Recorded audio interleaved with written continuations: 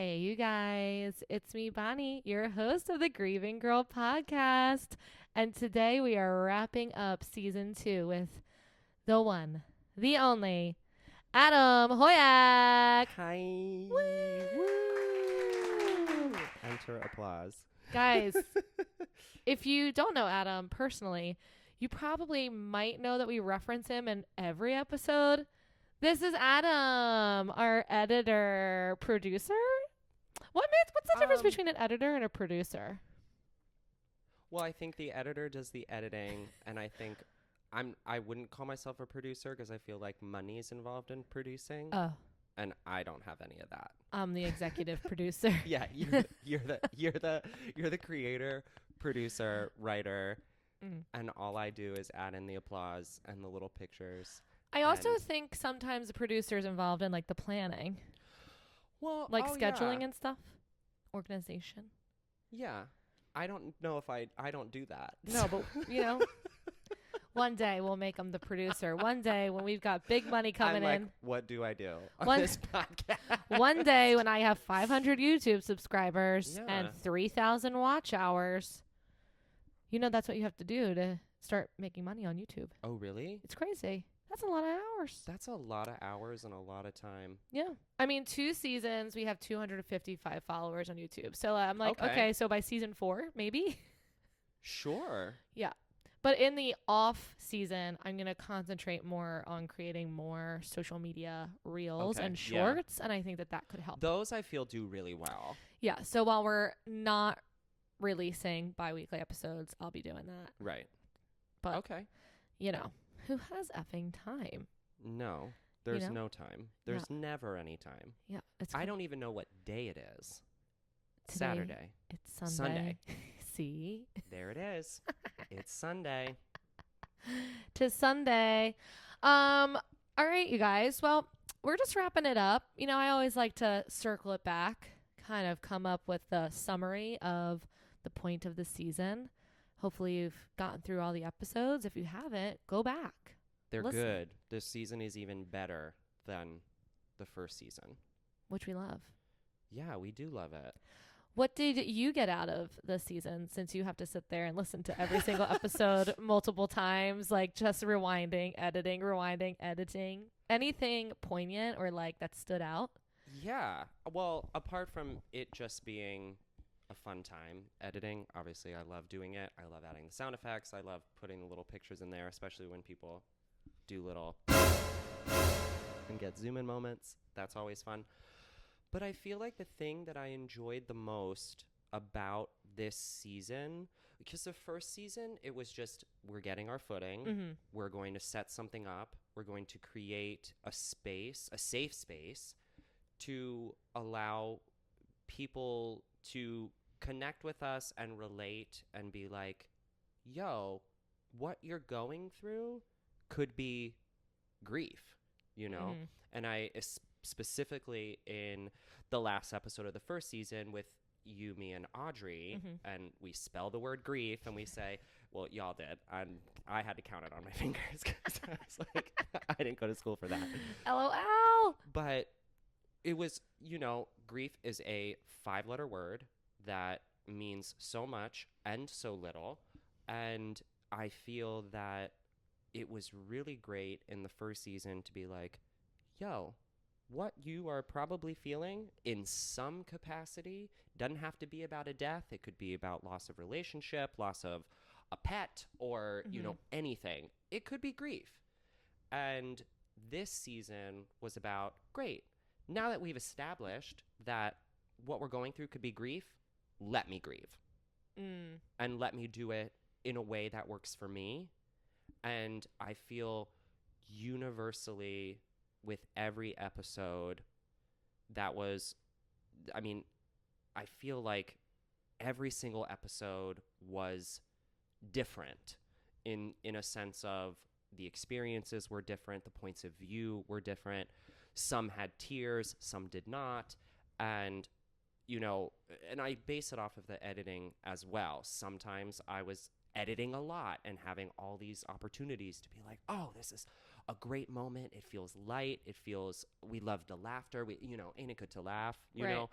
And then there were moments where I, would text you and I'm like, I didn't really need to edit too much because this needed to be this, and it needed to have no added effects or pictures or anything that led to the humor.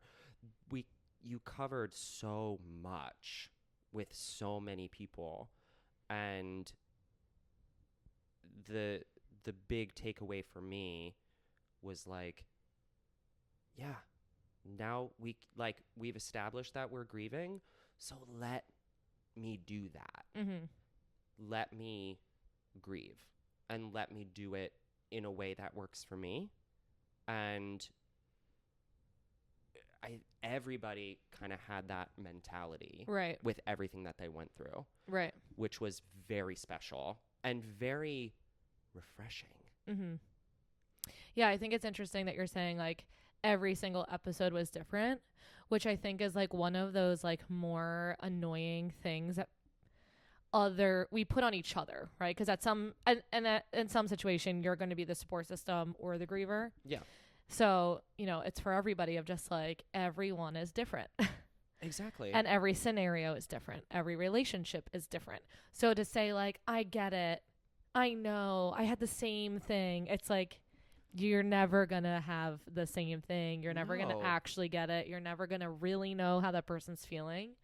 And I think that that's one of the more annoying things that people do is just like the compare or the trying to relate. And it's like, it's only because people don't want you to feel alone. But like, I will say it till I'm blue in the face of like, grief is the loneliest journey you will ever go on. Yeah. Even if you are surrounded by love and support. Mm-hmm. Right? Like, that people around you love you and support you and want the best for you and like just, want to be there to help. But like, you could be in a room full of people and literally feel like you are there by yourself. Yeah. So like, I think, one of the points of having this season was to kind of like remind people of that. Like, it sucks to watch someone sit in a room and be like, she's like totally somewhere else. Yeah. And the only thing you can do is just like continue to be there and not feel the need to force things on them. Exactly. I think that was like one of the biggest points of doing this was like to show how everyone is so different. Yeah. Even like, oh, we both lost our moms, but like relationships with moms could be different, or the way in which you lose your mom is different. The closeness, somebody could be estranged. Like, you just never know. So even though it's like, oh, we both lost our moms, I totally get it. It's like, you don't. Right.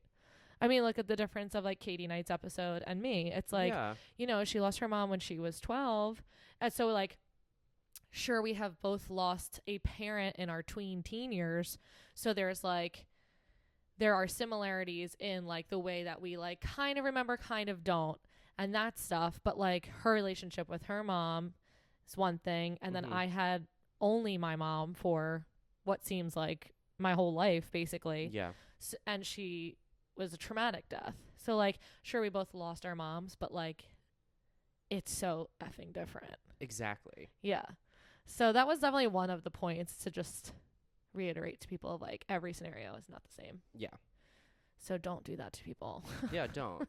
Sometimes it's just, like you said, sometimes it's just good to, of course, we don't want the people in our lives that we love the most to live in a place where they do look like they're somewhere else, or they're very clearly going through something. And as our human instinct with the people we love is to kind of, I need to do whatever I can to get you out of there. But sometimes you kind of need to be there for a little bit. And if you try to, what am I trying to, I don't know my words, but I know my heart.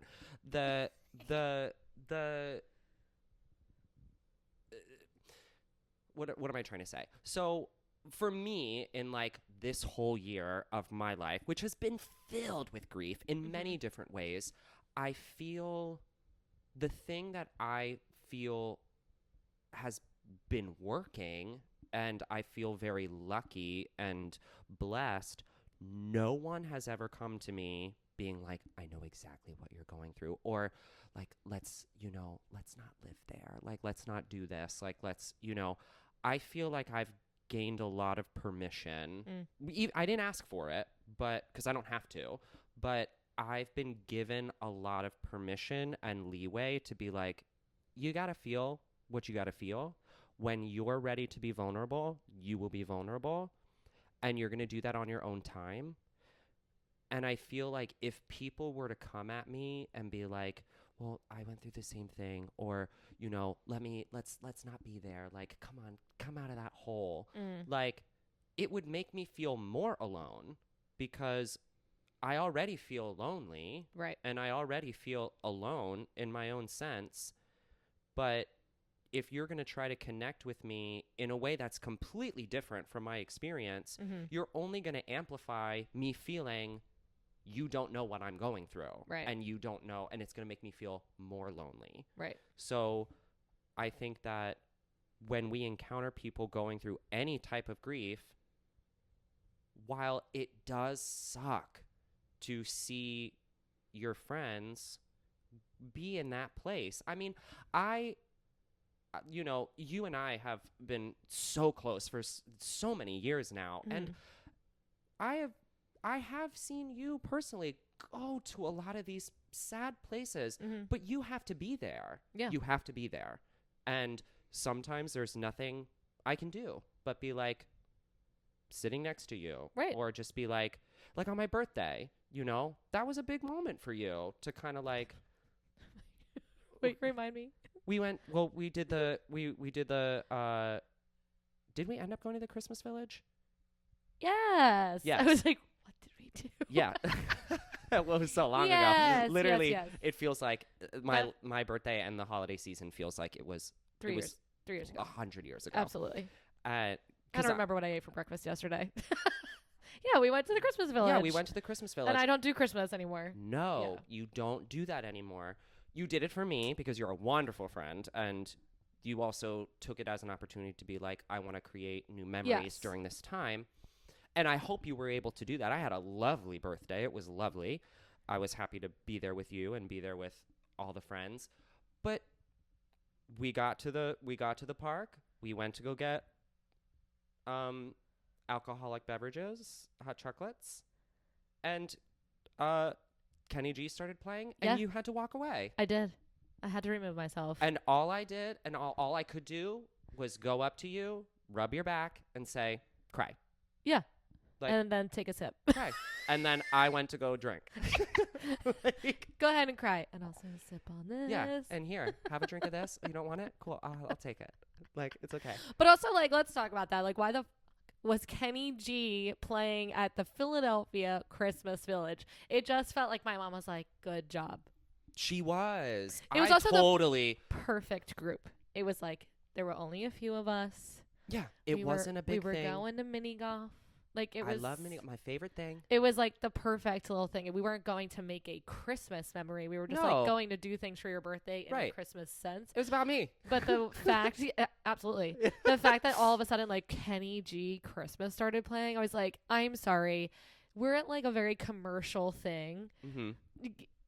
It should B101 hits basically would be what I expect. Like Christmas. Kenny G is a little like category B. Sure. C. I would go with C.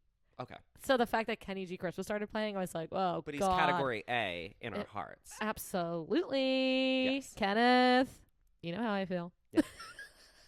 Thanks for the birthday. Oh, Kenneth. my God. Did you I guess you haven't really talked about that on this podcast because it's not appropriate.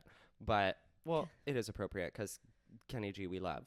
But you got a birthday video from Kenny G. I did. Well, and I also you played the saxophone. And I also cried because it's like that's something that like I attach with my parents. Yeah. Like I didn't just like pick up Kenny G as a 10-year-old being like I love this guy. Right.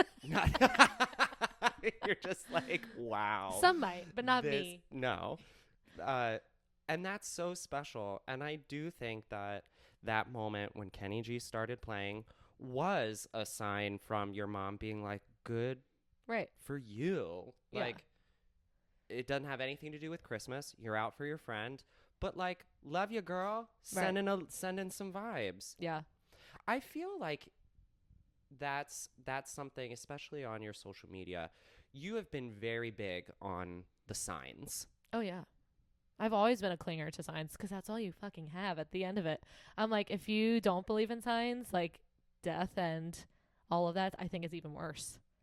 Yeah. So at least if you can cling to the signs, you're like, I know that they're somewhere else. Yeah. But my mom was a big believer in signs. My grandmother was. And also, like, there's just been too much crazy shit that has happened to us as a family and, like, to my mom, to me and my sister, that I'm like, you can't poo-poo them. Yeah. And the more open you are, the more you will realize what those signs are. Oh, yeah. You know? Like, you just figure it out. Yeah. That you're like, no, I'm not just, like, seeing 303, 606 on the clock every day or in some capacity in numbers. Like, that doesn't just, like, happen. No. You know what I mean? Or like seeing random hibiscus. Like, that's crazy. And I don't know why in my head I always knew that was going to be something. And like now I see them everywhere. Yeah. And at random times. Right. When you need it, sometimes when you don't. Right. But it's nice. Yeah. The coincidence, not a thing. No. Not when it comes to spirit and energy. No. Which I'm like, that's a whole season in itself. Yo. Well, you have claimed to be quite clairvoyant. Literally yesterday. Okay, this is so random. This is random. No, go on to it. Could be coincidence. I don't think it is. No. So we just said coincidence is not a thing. So yeah, I really should go to psychic school. Do they have that? I mean, I don't know, but like I knew when both my parents died before it was before I was told, or like I knew something bad was gonna happen with my mom. Really? Yeah, like my intuition. I don't think we've ever talked about that. Yeah, my intuition's kind of crazy. Yeah, I knew my dad died before anybody told me, and I wasn't even there. I wasn't at the hospital. You know what I mean? And then I just like knew something bad was gonna happen to my mom that day. Oh, like I was like crying when she was signing herself in. It was like because I was so like anxious. Yeah, you're like, I had taken her to a few things before and never felt like that. But it started when I woke up. Whoa. Yeah. Which like we can dive into that you know, at some point in another season when I feel like I can more freely speak about that day. Sure, of course. Hopefully within a year.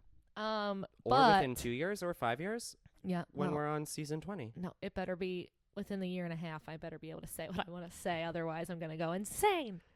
But here's how I know that I'm psychic. Yeah, tell me. Or I have some sort of weird tendency. And if you're listening being like, Bonnie's lost it, maybe I have. Go with me on this journey. Listen, cuckoo, please, bring it on. I feel like the most insane person on the planet half the time. Like, so yesterday we went to see Adam in a cool reading at the Drake, which I had never been. I had never been there. Oh, you never been there? No, that's like half the reason I was like, oh, he's doing it. Oh, I've never been there. Let me go see this. Like I've not it's really a cute little space. Seen any little black boxes in Philadelphia. I've never performed there. I've auditioned there Yeah. once or twice, but it was cool to be there. So when I was 14, actually the summer before my dad passed away, I did this summer program at the Prince Music Theater when it was still a functioning, producing theater, which like bring it back. Yeah. They did this amazing team program where it was like 2 months and all day long you were in classes and coachings. It was amazing. And then the second day of half of the day was rehearsal, and we did West Side Story. Oh, and so fun. 2 times in my life I played a shark girl, and I wanted you to know that like I was a child, so I didn't know any better. Yeah, we're not going to cancel you. You were so if little. anything, the educators hold them accountable. Yes. It was, would it happen now? I don't know. We would hope not. I would hope not, but teachers be wild. And desperate.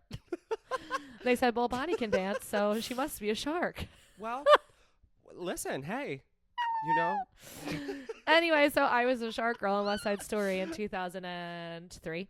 Okay.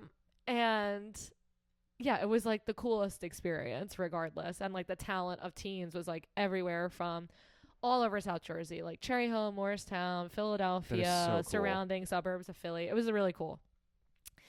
Anyway, so I walk into the space yesterday and I literally had this thought of like I couldn't tell you that it was like me being like, this is like the Prince Music Theater. I just like the Prince Music Theater popped into my head. Yeah, of course. Literally the weirdest little thing of like Prince Music Theater. That's it. Yeah. Okay. We go in, we get seats, we sit down next to Gio. Yeah. So it's Gio, Mark, myself. Mm-hmm. And then in front of us is this girl. You were talking to her last night. I think her name was Megan. Megan O'Brien, I love you. If you are listening to this, you're probably not, but I'll send it to you. I love you. You mean everything to me. You're my inspiration. You're my mom away from home. I'm obsessed with you. And yeah. You're the meaning in my life. She's amazing. But yes. Megan looked very familiar. Yes, she was one of the co-founders, resident directors of 11th Hour. Okay. Yeah, I met her when I was in school. She cast me in my very first lead at college. And then since then, she has done nothing but look out for me, believe in me, be a cheerleader. Like, we love those kinds of friends. Yes. And that's it. We've become friends. And yeah. I love her I couldn't more than anything. pinpoint like where I might know her from. Sure. But you may have auditioned for her at some point. I've never auditioned for the 11th Hour. It's no longer a thing, unfortunately. Oh, see, that's how much I knew. Guys, as much as I'm like from Philadelphia, I'm new to the Philly theater scene. It's only, but regardless, next to her was this guy.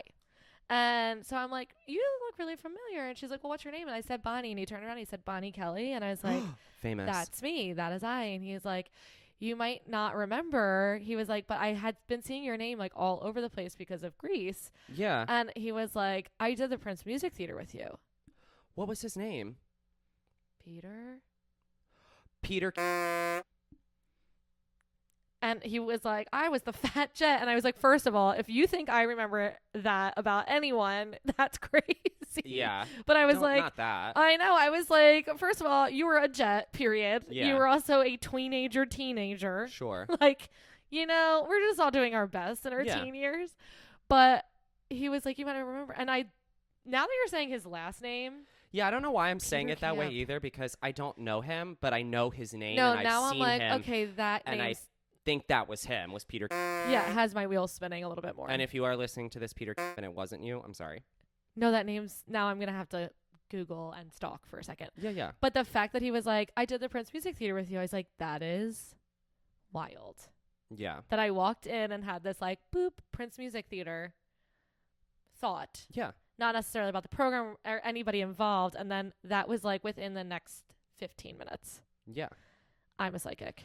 I thought, 100% you're psychic. That's weird. No, That's when the last time I thought about the Prince Music Theater in that of like, yeah, it was bizarre. I've never met anybody since 2003 from the Prince Music Theater. The only times, it's disgusting. It's funny that you bring up the Prince Theater, because I hadn't been thinking about it in that capacity, but one of the songs that Rachel sang, the opening, I guess, of Act 2, which is like Mama Not a Minute Before, she did a show by Michael Ogborn called The Three Maries, which was at the Prince Theater. So every time she sang it, I thought about that because I saw it. I think I saw it twice. And so it's funny that you bring up the Prince Theater, because it was on my mind during the reading as well, because I would listen to her sing it and I'm like, this was from the Three Maries. It's just been reworked for this musical. Weird. Wild. You are psychic. Yeah, it was just too bizarre. It's like too out of nowhere to then like sit down and someone be like, we did that together over 20 years ago. Right. You came in and you were like, oh, I don't know why I'm getting Prince Theater vibes, but okay. Literally. And then somebody goes, I did that with you. If I was a psychic, I'd have been like, you're about to meet someone from the Prince Music Theater. Yeah. But I just don't know how to channel my gift yet. Not channel the gift. Well, yeah. I've had a few psychics tell me that I'm very sensitive, and that if I did, I would be very good. Have you seen many psychics? Yeah. Really? If I could dump my money into psychics and mediums, really? Yeah. I'm too nervous to do that, because I feel. Why? I think because I think it makes me feel like I'm like, I got like, so when I was a kid, high school, I was singing in the all-state choir. Got in by default because it snowed that day, and I didn't have to go to the audition. They let anybody in that year, and you would have made it regardless. No, because I can't sight read, and I can't sight read now, and I couldn't sight read then. That was a big component. I have a really good tip for you. Oh. The root is always do. Thank so, you. if it's in C major, a C is always the do. And then you have to work backwards or up. I, during this reading, And that's a had shout to out sight read to Chris Bass. Chris Bass. Christine, she might listen. I don't honestly, I- Mrs. Bass, if you're listening, the root is always do, girl. Hey, girl, you taught her something. Sometimes I can still sight read. Keyword sometimes. I Anyway. had to sight read a lot for this reading, and our music director, Ryan Toohey, phenomenal, would be like, so that's going to be a G? Do you want to write that in? And in my brain, I was like, it's not going to make a difference if I write it in. I'm just going to write. I'm going to write literally on my page, the note is different. And I'm going to know what that means. Diagonal arrow up. Literally, I'm like, just go up. Same. Trash. But I was singing the All-State Choir. It was in Savannah, Georgia. Okay. Which have you ever been? No. Go. Have I been So, to Savannah? No, Savannah's one of the only southern cities I haven't been to. oh, That's like on my list. you need to go. Yeah. Because it's one of the most haunted nations. It is one of the most haunted cities in the nation. I should go. It is very spooky, kooky, but it's like a Georgian New Orleans. Yeah. It's so fun. Open container. Oh. You literally walk into bars and they go, here to go. Oh. And I'm like, always to go. One for here, one to go. And so we were there, and my mom was like, I want to go to see a psychic. And my stepdad had just died. So maybe, I think it was like a year or so after. And the psychic was like, everybody can come in and sit around, creating this beautiful like ASMR moment. And she was very on the nose. Yeah. And it was like, I had personally been like, my mom didn't come here to talk to this lady before we got here. She made a spur of the moment decision. I know she didn't set up this she didn't make an appointment. Right. She didn't talk to anybody. She didn't have a meeting. This woman giving this reading to my mom is really on the nose. Mm-hmm. And I feel like that's always resonated with me. So it makes me a little nervous to even, I'm of course curious about it, but I feel like anytime, like of course when I pass walking through Philadelphia, because I walk everywhere and they have the little psychic shops, I'm like, I could go in and get a reading. And then I go, no, because I don't want to know. I don't want to know. I'm too scared. I feel I don't want to be told anything that I'm not ready to hear. Well, I don't And know. that's something I have to go through on my own. Yeah, I feel like most psychics, if there's like something bad, they're not going to tell you. Oh, really? Yeah. I don't know. I feel like that's like the overall is like they won't tell you any bad news. Yeah. Not all of them, but I feel like most of them. How many psychics have you been to, would you say? A lot.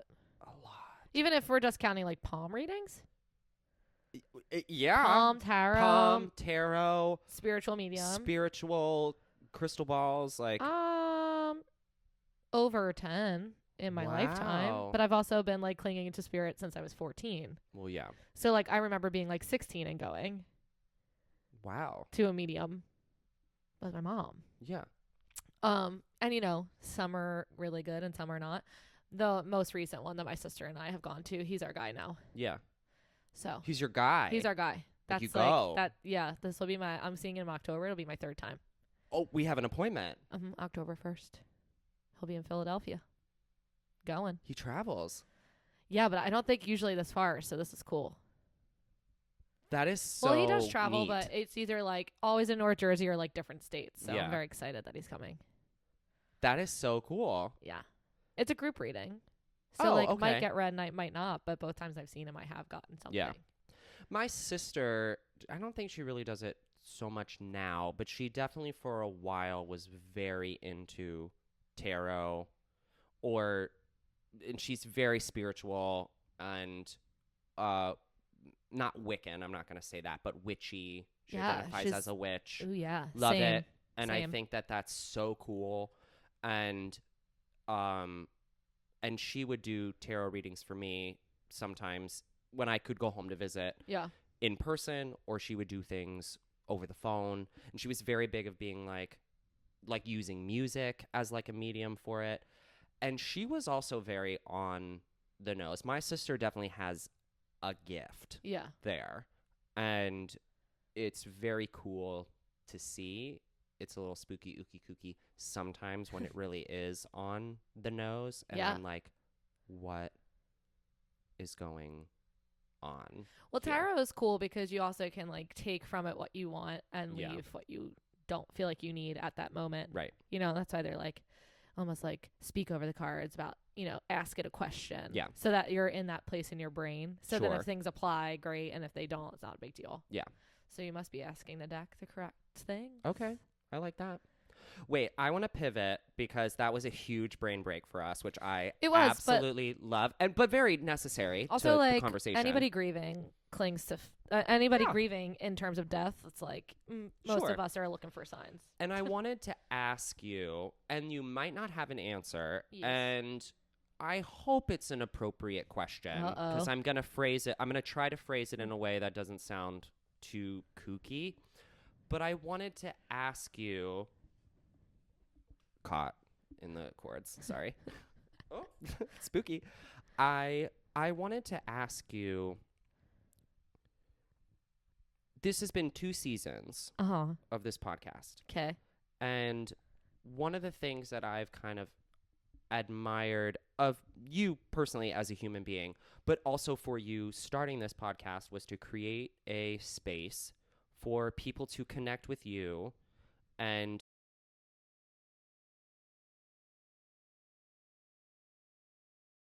You guys, this is really funny. It actually still sounds like we're recording. We're just yeah, so that's fine. But we know we're at this point we're just here for the experience. So just if you're like it sounds different, it's because it does. It's because it does, and the program decided to be cuckoo cuckoo, and that's life. We and started talking spirit. And Spirit said, "You're done." Spirit came through the computer and said, "Yeah, you've had enough," which happened on another episode of this season. There was another one where it like cut. You remember it like cut out. Oh yeah. And the audio stopped. The camera stopped. Which it's an iPhone, so it shouldn't have. No, that was weird. And I literally was like, Spirit. You were like, just say the Spirit's had enough. Yeah, And I think I'm just gonna say that from now on. There's a technical glitch, but we were actually talking about spirit, so We were. Okay, so I'm gonna go back, even though Yeah. we're gonna pretend like the audio is working in these microphones. So I see it's not recording at all. No, it's literally. And this is gonna be great because I know the camera can hear us. Every single time I like match up the audio, I always think I'm like, if the audio were to ever back out, it's fine. Yeah. It's different, but it's fine. So if you're in your car listening, it is what it is. Yeah, and now it probably sounds like we're in a living room, which we are. That's reality. What I was going to ask you, where we stopped. I love that we're talking in the microphones. Yeah, they're not doing anything. These are a prop. Yeah, at this point, we're just acting. We're putting our BFAs to work, and that's it. That's it. Okay, any hooser. Okay. Any hooser. Shoot I your wanted question. to ask you again, and I want to try to phrase it in a way that is not cuckoo. How do you feel that having started this podcast and creating this space where you've been able, I feel like, and you can correct me if I'm wrong. Yeah. And I am talking in the microphone because I do.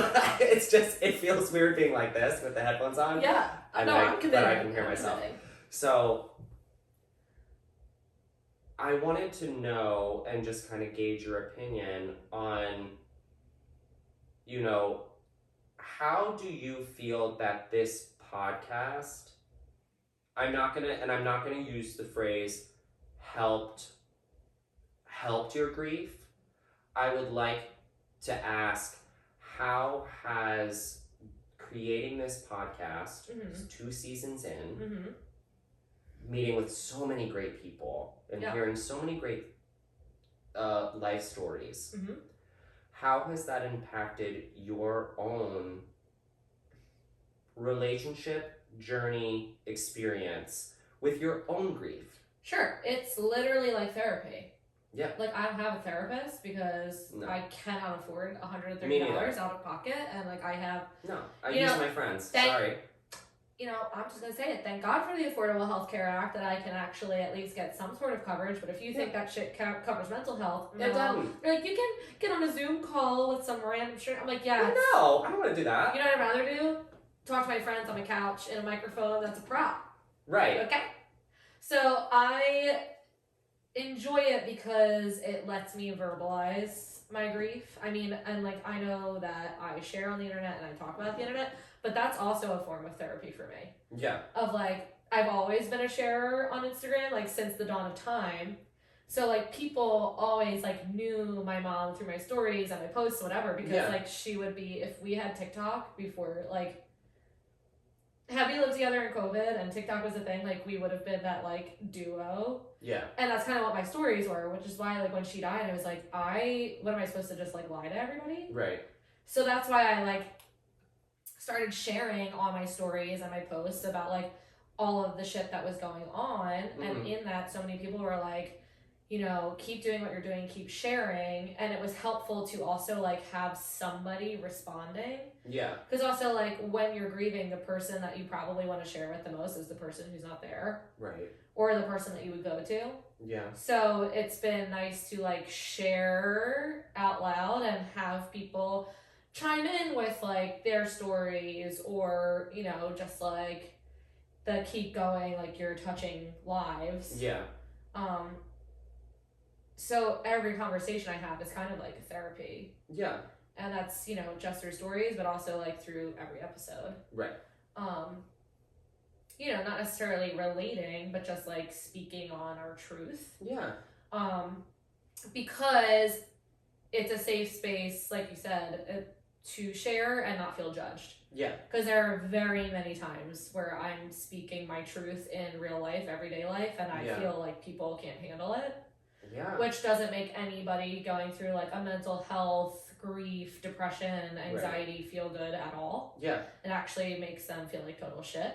Yes. When you're like, oh, you don't think that this is my truth. Right. Right? Like you find it to be dramatic or it's too much or whatever. And I get it. Like not everybody can always handle it, but like you can figure out a way to protect yourself maybe from someone else's shit. Yeah. By not being an asshole. Yeah. So at least I know when I'm sitting on this couch, I'm not in that energy. Yeah. That's great. You know, I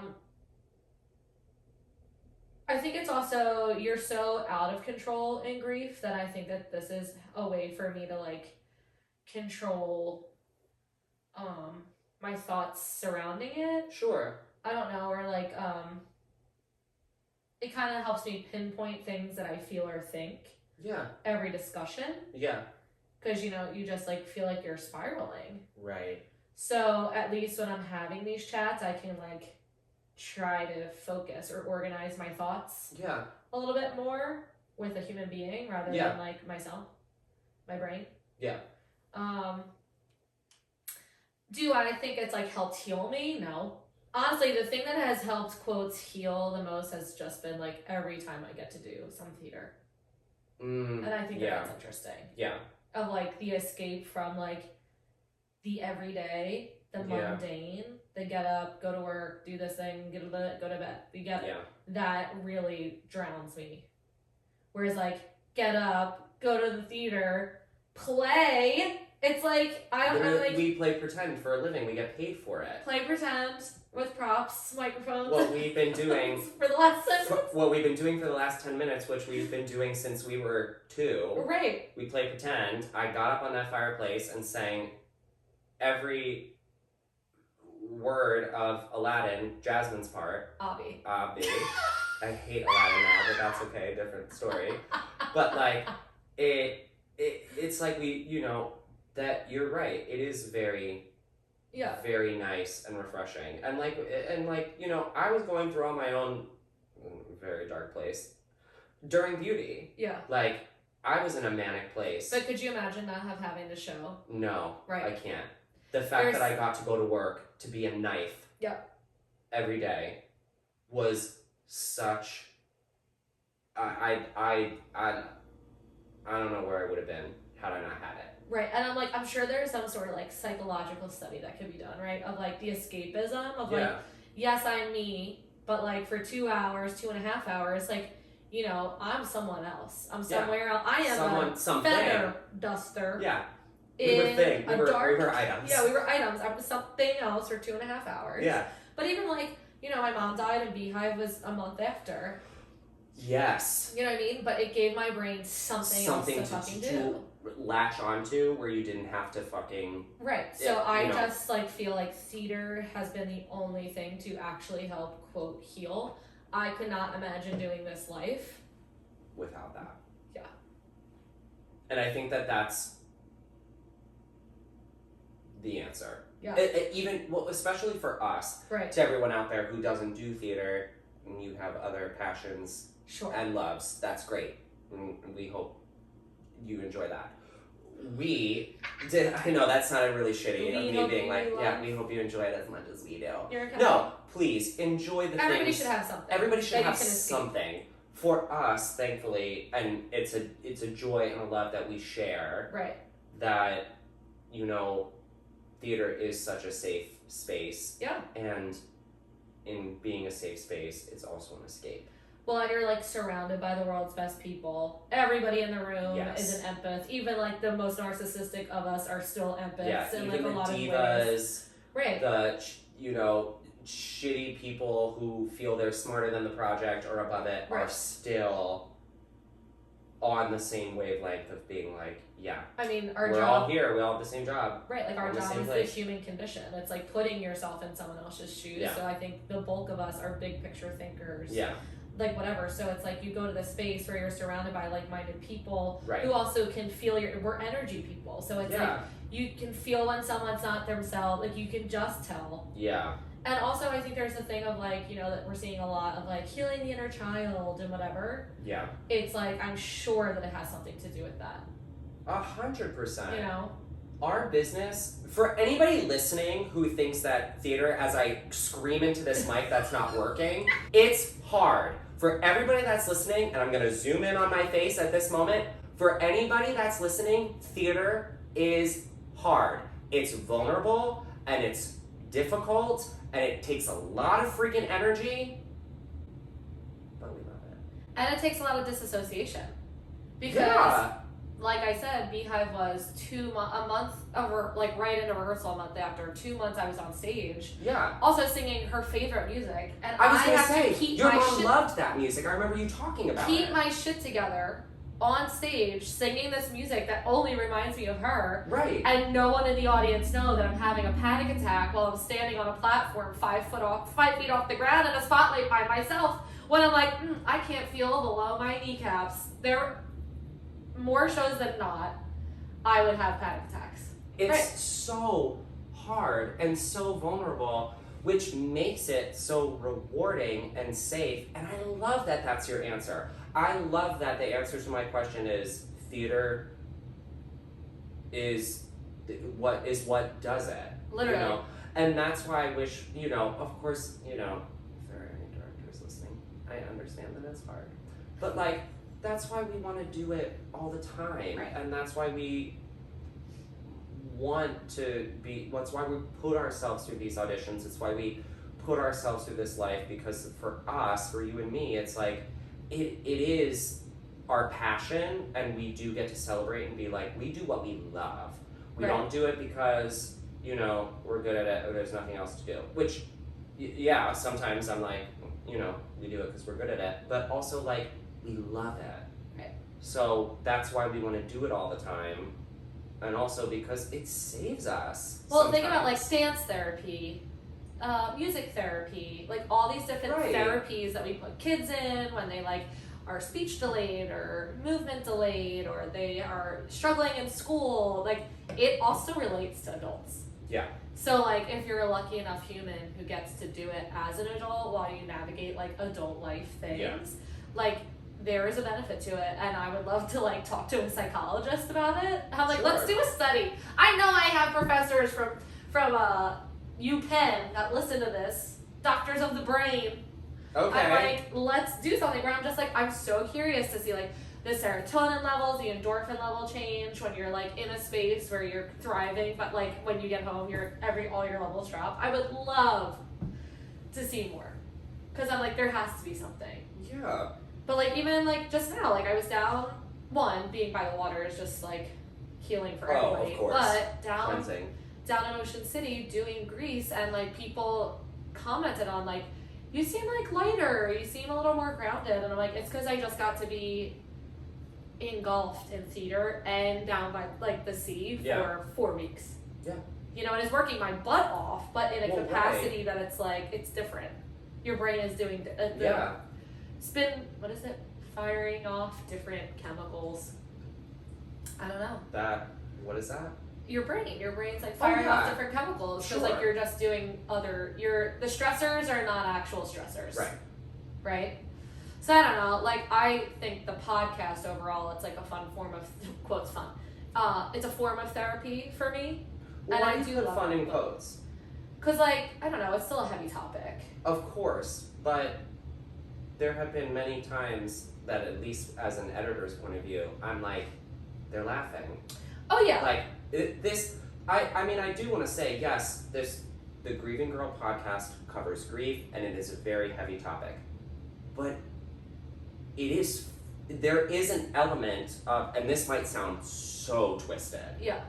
But there is an element of fun when you get the DDC. You know who said that? Mary Poppins. Mary Poppins. An element of fun. Yeah. You find the fun. Supercalifragilisticexpialidocious, bitch. Like there is a moment of fun for it. Yes, the two can simultaneously exist. They have laughter to. and sadness. That's half of. That's half of like what you go to a funeral and you get the whole family together and people fucking hate each other and then they're like, oh, but it brought us together. Oh, I haven't laughed so much. Like, oh, it's so great. Like, yes, there has to be like grief will always be a heavy topic, but it has to have an element of, I'll say it, laughter. I laugh when the DDC gets together. I don't laugh when you talk about your dads, like, obviously, but we do. But you do, which makes me laugh. I think that that's like an interesting take because also all of us are 15 plus years out. Yes. In our grief with that. Where like sometimes like I mean I'll say like something kind of witty with my mom and I'm like it still feels like too soon. Right. You know what I mean? Where I'm like, I can't really laugh. Sometimes sure. But yes, like the three of us also have a dynamic. Yeah, like was it your virtual episode with Alexis? That she's a comedian, right? Yeah. That whole episode where I was editing, I was like, I want to be this girl's friend. Yeah. Like I love hearing her talk about it. And yes, there were moments where she would talk about her grandmother. It was her grandmother, right? Her grandmother. And you know, she would get so emotional. I'm like, I'm here for this. But then she was just funny. Right. And I'm like, that is another reason why this podcast works. Right. Is because it's not just me being like, I'm going to listen for 45 minutes being sad. Yeah. Like, there are sad moments. Yeah. But I'm also going to laugh. I'm going to cry. Yeah. I get to experience all the emotions. And I love it. Yeah. Do you love it? I do love it. I'm watching you like, yeah. No, I do. It's funny because it's just like I didn't like go into this being like I'm gonna start a podcast. It was almost like everyone's telling me to do this, so I'm just gonna like lean in. Yeah. So you know there are days where I'm still like like I do this. I'm not doing it for myself. I'm doing it to have the conversation. Who are you doing it for if you're not doing it for yourself? Other people that are going through the same shit that I went through. Where I'm like, let's feel less alone. But I don't know if it's like for me. Do you feel maybe I would feel that way if I had more time. Okay. You know, like sometimes, you know, we're scheduling or whatever and I'm like, oof, okay. Yeah. But I think if I had more time I could just dive in. Yeah. Maybe it would feel less. Do you feel a little less alone? I think I'm just somewhere different in my grief now. Good. Yeah. So, I don't know if that means less alone, but I don't feel as the darkest days I think are behind me. When That's in great. the darkest days in the length of them. Yeah. Because, like, shit still gets dark. But I don't know if I'm having, like, dark weeks, months. Okay. I mean, the first year and a half, it was just, like, dark as fuck. Well, yeah. So, and, like, it's crazy that it's been 3 years now. But I'm only just honestly feeling like that. So, but it's that's year great. 3 for anybody who's, like, fresh into it. I'm like, no, it's, like, year 3, and I'm just starting to feel like I don't cry every day. It could be year 3, it could be year 6, it could be year 20. Like, there should never be a time limit on... I had a griefy day the other day. It was about my dad because I had a dream and he, like, hugged me in the dream and I, like, felt it. I was feeling it when I woke up. I was feeling it. And I was like, that's fucked up. Like, I don't remember my dad at all, but, like, I know that was him. Yes. And in my dream, like, it didn't necessarily, like, look like him, but, like, I knew that that's who it was. And he's been dead for 20 years. You know, we're still healing. We're gonna heal for the rest of my life, I'm sure. Yeah. From this trauma. Of course. But I think the darkest, which, like, that word doesn't even do it justice. Right. Days are finally a step behind. Yeah. And now it's, you know, days, weeks. July, the whole month was fucked. Really? Oh my god. So bad. But, like, also because I've done a lot of reading and work, I kind of, like, as soon as I was feeling very off, I was like, yeah, it's because it's July. Mm-hmm. Subconsciously, we were already there. Right. So, yeah, that's been interesting. Just kind of clocking when I start to feel it and how. Yeah. But yeah. So next season, I don't know what we're gonna do. Yeah, what that was gonna be to wrap it up, because this has actually been, I feel like this has been quite long of a episode, and I'm gonna edit it down hardcore. Yeah, but so if somebody's listening, who cares? Yeah. What's your goal for next season? I don't know, because it's like a weird time of year now to wrap it up. Yeah. Because now rehearsals start. Oh yeah. When do they start? So end of October. So like November, shit. December. Yeah. Am I recording? Like I don't know. No, focus on. So either I have to get recordings going now through September, October, or it might not be till the new year. Realistically, the only time you're really going to be able to record is like during the day or on Monday. But now that I have the virtual setup, that could be fun to kind of like reach out that way and only use my AirPods from now on. Okay. So we'll see. TBD on season 3. If you've got ideas, DM us. Yeah. And if anybody's listening and wants to be a guest or has been a guest or wants to be a returning guest, fill out the form on the Instagram. There's a form. But anyway, yeah, we'll see what happens in season 3 and when it comes your way. But for now, there's 18 episodes of The Grieving Girl to listen to. If you haven't listened to all of them, go back. Yes, go Share back with and your listen friends. To them. They're so fun. Fun is not the right word. I probably should stop saying that. Engaging? Yes, that's the one. They're engaging. They're engaging. Yes, fun is not the right word. They are engaging, they're heartfelt, and they are eye-opening, and they're inviting. Ah, good words. I like that one, inviting. Because it really is like a podcast about like, yo, you're going through something, it's life, you're not alone. We may not be going through the same thing, but you're not alone. Right. I love that. So that's that. We're gonna... Is it time to cheers? Yeah, let's cheers. What do we cheers to? I think we're gonna cheers to a wonderful season 2, a wonderful podcast, and Chrissy's barbecue. Yay! Which we're going to after this. Chrissy Freeland! And I've started the music probably at this point. Fake. This is fake. Bye! Bye!